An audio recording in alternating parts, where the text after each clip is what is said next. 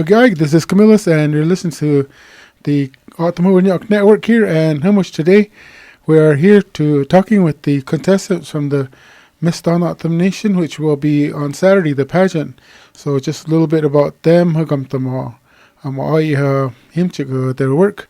And so we'll have a pageant on Saturday out there at the casino, Nogales Highway, that casino. So then, so go ahead and just let them introduce themselves. Contestant number one, your name and whatever else however you want to do it. Skagdash, ani abjigi Carlet Miguel, ani Coco Hutas Idak, ani Amache Walk Junction, Nyaja abjigi Maryland Cowboy, Nya Aga abjigi Andrew Miguel Senior Butt, Nyagaka abjigi Clarissa Miguel, Nyawaska abjigi Jose Miguel Butt, Nyawika abjigi Angelo Miguel Butt, Ch Malinocio Miguel Butt. Good day, everyone. My name is Carlet Miguel. I am 25 years old. I'm from the Santa Fe District. My parents are Maryland Cowboy and the late Andrew Miguel Sr. My paternal grandparents are Clarissa Miguel and the late Jose Miguel, and my great paternal grandparents are the late Angelo Miguel and the late Malinocio Miguel. Thank you. Okay. Contestant number two. Skagdash, Tanatam Nation, Angap Chigik, Jaylene Wood, Nyatam Chigit at Hokimud Nyanyam, Angat Kakahutas Ahidak in the Master, Tanatam Cooker, Hamashimaka, Shukdak Juction Chit, and your Ogden a Jub, Jitchigik, Jason, Charlene Wood, and your one at Kapchigik, Delay Wood, and your Washington, the Cock up Jitchigik, Mark Chachisa Wood, Achim Wissajab Amjik, Aichimoka, Achi Juction, and your Bob Junior up Jitchigik, Luke, Janina Jose, Hugum up Amjik, Amak Thumb, Sephadik Juction. Hello, everybody. Good day. My name is Jaylene Wood. I'm 25 years old. My autumn name is Butterflies Flying. I attend Thanatham Community College studying life science. My parents are Jason and Arlene Wood. My sister is Delia Wood. My paternal grandparents are Mark and Chisa Wood, and we all come from the community of San Rosa in the Gaashi district. My maternal grandparents are Luke and Aina Jose of the community of North Kamlek in the Sephardic district. Sapa. Thank you very much. Okay, and then contestant number three.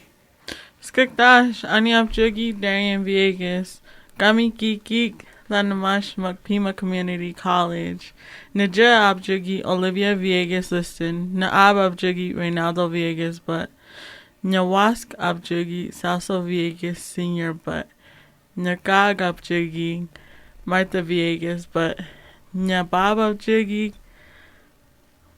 Reverend Clarence Liston, but Nya Abjugi, Helen Liston, but good day. My name is Darian Viegas. I'm 18 years old and I attend Pima Community College. I'm from the Santa Fe District. My parents are Olivia Viegas Liston and the late Reynaldo Viegas. My paternal grandparents are the late Salso Viegas Sr. and the late Martha Viegas. My maternal grandparents are the late Reverend Clarence Liston and the late Helen Liston. Thank you. Sapo. And so, okay, so we just, again, when you get them, that the public wants to know a little bit more about the contestants, and through the magic of radio, we haven't really had this radio station in Gatui. A long time ago, we just started maybe like 10 years ago, and at that time, introduced the contestants, so that when you go to the pageant or wherever, then you get to know a little bit more about them before. So I'm just gonna maybe lead them through some questions and get their responses, and then you can listen, Kamoka, and well, let me ask you, do you want to contestant number one? Can you tell us something about yourself other than what people hear, like what your favorite color, your favorite food, your favorite music, whatever, all that stuff, like what you like to listen to on your off times when you're not working and doing stuff, those kind of things. On my off time, I like to spend time with my grandmother, listening to her stories about our family and our traditions and why we do certain things in our family. And my favorite color is magenta. I like to eat Chinese food. Wow. and pizza. Cool. You can never go wrong with pizza. I like to learn new things. I love reading articles about different things that are going on in the society and within Indian nations. And I just like exploring new things and trying new things and trying to travel when I get the chance to. But yeah, I'm pretty open to a lot of things. So you do a lot of internet, surfing on the internet, looking for. Yes, I do. I go through different websites and social media to read articles, and especially about celebrities. What's your favorite website? Which one do you go mostly just to see? Usually Indians.com or just like Yahoo News. So it's just daily news and what's to keep up with the new stuff going on? Usually like, usually KOLD News, the News 13 in Tucson. I like reading the articles on the website that they have. Okay, simple. Okay, contestant number 2. Shailene. Same question, yes? Yes, same question. Okay. Well, in my off time, I'm actually really involved at school. So at the college there, I serve as the student senate president.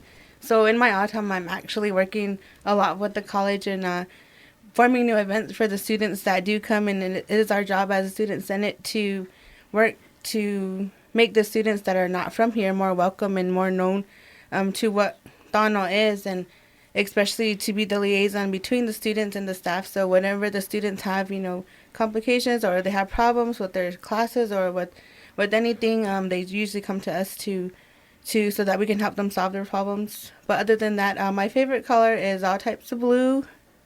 I love to eat Mexican food as well as popovers. Everybody likes popovers. And what was the other question? Music? Just anything. Okay, music. I love Wida music. I'm a musician. My dad plays with Tohono Braves, so I've grown up around the Wida world, so I know a lot about music, as well as I love to sing traditional songs. So in my spare time, I just love to sing agaga Tohono nyai. So that's what I love to do.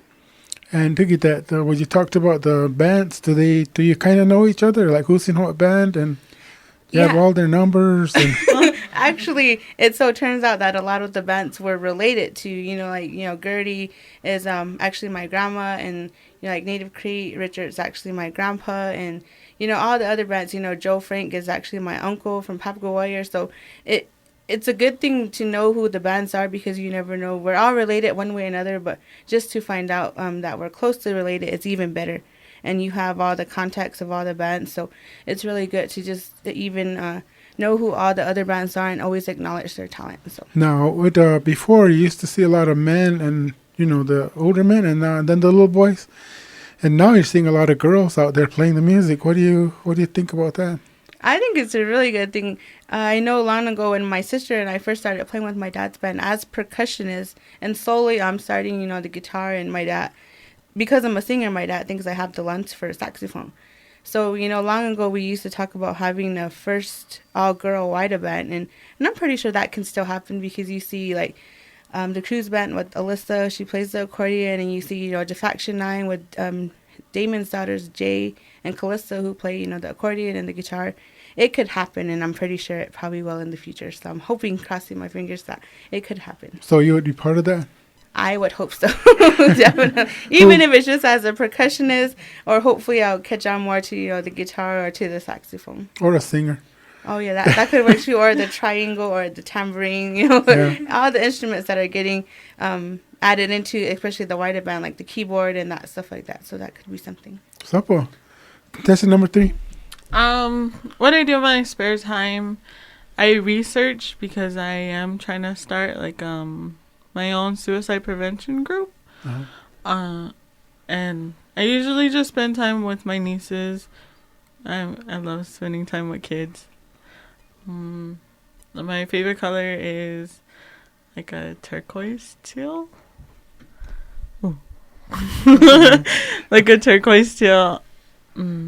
What I like to eat is usually like my auntie's food. I don't know, it's kind of like Mexican, but I like soup. Yeah.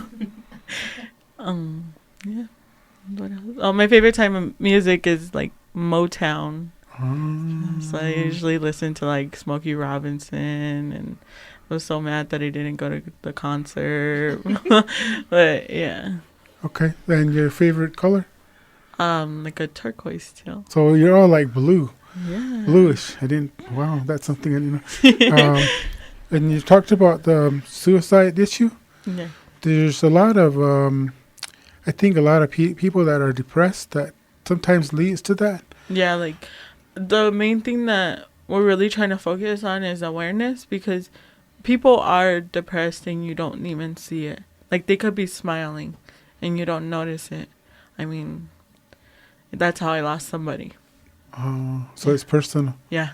Okay. And when you do this suicide thing, have you ever been a part of those groups that do the suicide, like the workshops and all that? Have you gone to those workshops? No, there was an actual workshop that I was supposed to go to, but I was working. Oh. Yeah, but I'm trying to get in contact with the suicide prevention group on the nation. So you joined them. They used to have this hotline. I don't know if it still exists. Yeah, it does. It actually does still exist. So what? Do you know the number? No, I actually don't. Okay, so someday you can tell us. Yeah, I'll tell you the number. But you're willing to like volunteer for that? Yeah, I'm actually willing to volunteer. Yeah, anybody that really needs help, you can just talk to me.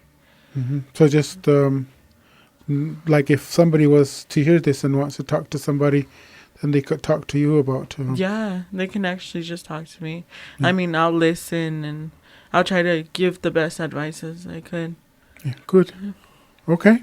So one of the questions regarding either the Tohono Nation is full of many, many things that we have, we want, we need. And to get that, the Desert Diamond 3, I guess you could call it, the West Valley Resort, is going to bring in a lot of help to the nation. But in this current situation, how much we're going to lose our president pretty soon. He's going to be replaced by somebody else.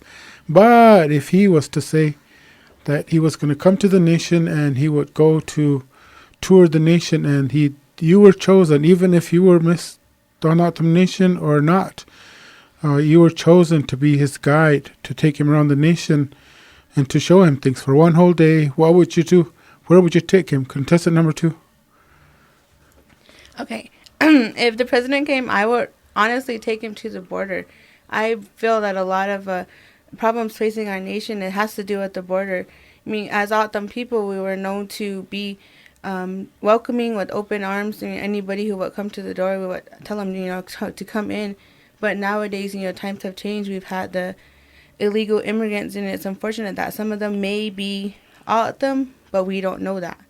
And I think that the nation has done a really good job so far on enforcing the fence there, but still there's still problems. And I think if the president were able to come here, that's where I would take him, because a lot of our people are getting broken into, or their houses are getting vandalized, or their cars are getting stolen, because that gate doesn't necessarily do its justice. I mean, it can only do so much, but with the president here, and if we explain these issues to him, I'm pretty sure that he will help in enforcing something to not only get Border Patrol on our good side, I guess, because I know a lot of people have issues with Border Patrol, especially in the southern part of the nation. I feel that if everybody, works together, that the border can be enforced and can be, more positive for our people, especially because the nation takes up, I believe it's 60 miles of the Mexican border here, just in Arizona. So to be able to take the president out there and for him to see for himself what types of issues we do have here, I think, it will really touch him, because he'll be here on his own to be able to see. So that's probably one place I would take him to help us. Good. Okay. Contestant number 3. If the president came, I'd probably take him to the schools just to see how much we put into the youth. Because they're our future. Some of the classes are O'odham classes, which is good, and it's our O'odham language. So he can see, like, we're trying not to let our culture go down. So yeah, that's probably where I would take him, to the schools. Okay. All right, contestant number 1. If I were given the option to be the guide for President Obama, I would probably take him to all the health centers around the nation because some are located in remote areas, and they can't all provide the services that they need to, especially the hospital. It's far from certain remote locations of the nation. So it would be nice to see how much we need more funding for health and how to make sure we're getting the best health care that we need for our people. Thank you. Okay, simple. Yeah, when those people like that travel, there's a lot of photographers and a lot of media that follow them around. So wherever you take him, and if you 3 were going to take him all, that's like one whole day, take him all over. And I think that people could really see the truth of what's going on here. And then the other part of Miss Donna Autumn Nation is the cultural aspect, the tribal aspect, the traditional aspect, where you get judged on that because you are representing or would be representing the Tohono Autumn Nation. What is some aspect that you know that for yourself that you can actually say that you are involved in, that you are doing as far as autumn culture or autumn tradition? And I say that because just some time ago somebody asked that question in the audience, was that if it was a crime to be autumn, and would you be convicted? And a lot of people spoke up and spoke for some of these aspects, that things that they were doing regarding culture in their daily life. So I want to ask that question. Contestant number 3. So to clarify, are you asking? I'm sorry. How are you asking? I'm asking the question is what do you know about autumn, first of all, and what is it, a practice or a tradition or a daily thing that you do as an autumn person that you can say I'm cultural, I do this? So it's like a practice because I'm still learning. I love to learn new things about the culture. So I usually just ask for my relatives, like, well, can you tell me a story? And that's how I learn, is through stories or like practicing the language. But yeah, that's basically what I do. Okay, so the language would be something that you're kind of like wanting to... Yeah, to still learn because I don't know that much. Mm-hmm. Yeah. Okay. But I would be willing to learn a lot more. Okay, contestant number 1. For me, it would be, I spend a lot of time with my grandmother because I'm her caretaker and most of my family. So they have brought me up both traditional and religion. And traditional, they tell me what needs to be done. When a baby's born, the beat. And then when a woman comes of age, the beat again. And how I had to go into the ceremony. And they chose to help me develop my knowledge about learning who I should be as an autumn woman. And I talk with my grandma and ask her all the questions that I have within the culture and why she had moved from her district to Santa Vera and how we all became or how we're related and who's our Ha'achun. And so I try to ask her all these questions, and she talks to me in autumn all the time. And I understand her, but I'm still learning, but I speak as much as I know. So, and taking classes still, because, it never gets old and it's always good to learn the language. And then just being open about what people have to offer and teach you. Even though if your family teaches different, it's always different and from someone other's perspective. Okay, thank you. Contestant number 3. Number 2. Contestant 2. Okay. For me, as an autumn, I was brought up traditionally from my wask and my cock. So I've been dancing since the age of 3, or since the day I could walk, with the kaijmuk nyadam chikahindam, and that was my wask. And Jose Baptisto, my great grandfather, he started the group back in the 80s, I believe. So I feel I live out them every day. I mean, I practice out them every day.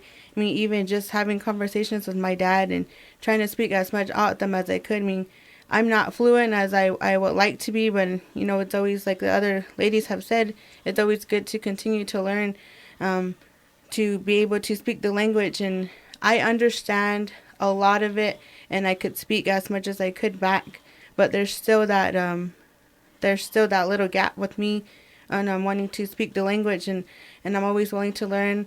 Like I said, another way I practice is I love to sing traditional songs. So as much as I could, I learn new songs, tried it all the time, and always willing to share with whoever is willing to learn. As all of them, we should be helping each other and wanting to teach each other the language, the songs, the traditions, because it's fading away. Unfortunately, it's fading away, and it is up to us as community members, as youth, as middle-aged, to teach anyone who's willing to learn, especially being out them, because it's a sense of our identity. Identity is a big thing, and especially as out them, we need to, continue to practice who we are, whether it's songs, whether it's storytelling, whether it's tradition, culture. Himadak is our way of life. So I try to practice, everything out them, even if it's just saying a couple of words, skuk dash, little words like that. You may think that you don't know a lot, but you actually do. So. Sapo. Okay, and then let me ask this question regarding Agoso again. Maybe so much not the culture, but your own self. If you could gather all the elders on the Tohono Nation, all the elders in one room, and you could ask them a question or two, what question would that be? What question would you ask the elders regarding anything, whether it's living, about being young, or with culture, or traditions, or anything family? What is it that you want to know from them? And I have to tell you, there's a lot of elders listening right now, so if you can answer that, ask that question, or you can have a lot of questions, but just to get out to the elders, or to have them to hear some of the representing the youth, or representing your generation. Contestant number one. If I had the privilege and great honor to be with a bunch of elders and ask a question, I guess my main question would be to go back to if they could explain the medicines we used back then, because I know a lot of it's not practiced, and a lot of people don't know what plants we use for what reasons. Because I mean, it would be great to be able to go back to using the natural stuff instead of all the modern medicines, because there's a lot of health problems we have within the nation. So if there is a way that we could use the resources around us, as in the medicines and the plants, it would be nice, because it would help bring more healthy lives, and for people to be more healthier and live longer, because all these diseases and medical problems are killing our people, and it's sad to see them leave because of those health reasons. So that would be one of my main questions. And if we could, I guess another question I could ask would be if they have any songs that we don't hear often that could go back, way back, because I know there are songs that my grandma would talk about that her and some other elders way back then, or from her generation or older than that, would talk about songs that they don't hear no more. If they could bring them back, or even explain what they were about, it would be amazing to hear. Good. Well, okay. Contestant number two. Okay, if I were with the group of elders, the first question I would ask is, Namasapan ka? Can you hear me? Because a lot of our elders don't have they can't hear sometimes, and so you have to be able to speak up for them to hear you, to know what it is you're asking. And of course, you have to be able to introduce yourself to them, to let them know who you are. Masmachmak hudyot. So that's the first thing I will ask, is Namasapan ka, because I want them to be able to hear me.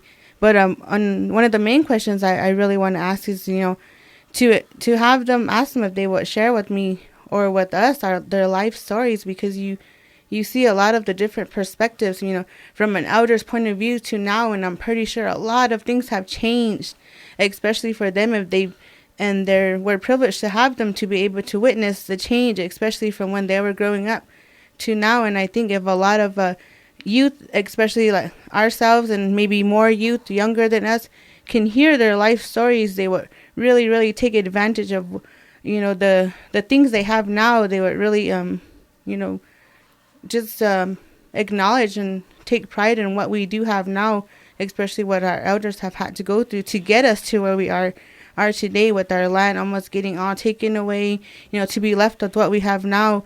It would be good to hear our Skookum Humachkum, their point of views on who we are now and what they have gone through, because as we know, all our elders need is someone to talk to. That's all they really want, is someone to go and talk with them. And I think that'd be good. Good. Okay. And then contestant number 3. The question that I would ask them is what they see today in like the culture, what would they change? Like, what would they go back to that will help us a lot more? That would help us better understand what we are doing wrong and what we can improve on to keep us all together and like not fight anymore. Yeah, that would be one of the questions, and just to explain to me what all the plants mean, because I just learned something from vice chairman about the Hashan. I never really knew it, nor about like the symbols of the baskets or the pottery. Yeah, that would be something that I would ask them. Okay. And want to move into the future, if you were to have all the youth of the nation come and listen to you talk, and what would you tell them as far as what your experiences are, what you've learned so far in life, and what kind of encouragement, what kind of recommendations would you make to them, whether it's to the males or the females or both? You can do that. How much, and maybe they're listening and maybe they'll hear, and I'm sure the parents will really like to hear that as well from someone else other than themselves telling their kids. So, okay, contestant number 2, right? Yeah. If I had a group of youth, and one of my part of my platform is to encourage our male and females to know their role as A'atam people. So that was something that I would really love to talk to them about, is to know who they are, give them a sense of identity. I know a lot of our youth don't really know who exactly they are as A'atam, and a lot of them weren't brought up the same way I was, and that'll be my opportunity to be able to share my experiences, to share what I feel is important, and to what it is that is important to me is our language, our songs, our himada. And that would really be the encouragement I would give them, is to, talk to an elder, talk to someone older than you are, to even just the simplest words, to be able to ask, questions. If there's something you don't understand, ask questions, because that's the only way you're going to get answers, is if you ask questions. As A'atam, we're so, I don't want to say, I guess we're so drawn to knowing a lot about who we are. We're so drawn to wanting to know certain information. So I feel that if we're able to ask questions, you'll get the answer eventually. But for myself, if I had a group of youth, that's something that I will instill in them, is to know who they are as A'atam, and of course share what I know. So, okay, contestant number 3. If I had a group of youth for one day, I would I lost my train of thought. What would you say to them, or what would you say, like, what you experienced, or what have you learned so far in life that maybe you would tell them or kind of warn them about before they get there, or either give them encouragement on how to take care of that situation? Or I would warn them about like social media and like tablets. Like, you can just put it down and go out and play and explore, because there's a lot of exploring out there to do. Be a kid. Don't grow up so fast. When you grow up fast, you miss it. And just like bring in everything that anybody says to you, and don't take it negative. Take it as a lesson. Not everything is always negative. You'll you'll remember it when you grow up.